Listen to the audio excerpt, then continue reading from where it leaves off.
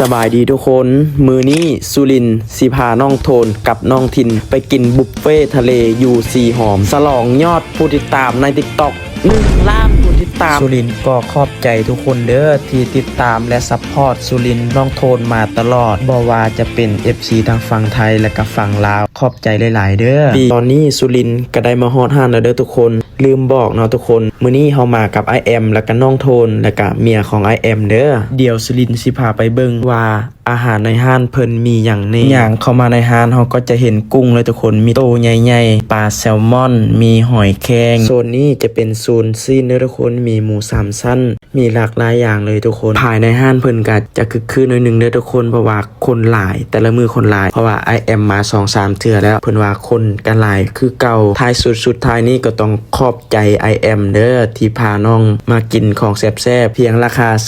399,000 กีบทุกคนโคตรคุ้มสำหรับใครที่อยากกินอาหารทะเลแบบครบจัดเต็มคุ้มสุรินทร์แนะนำเลยหลังตลาดสีหอมเด้อทุกคนสำหรับทานใดที่มาบ่ฮอดจอดบ่ถึงเบอร์โทรตามนี้เลยเด้อ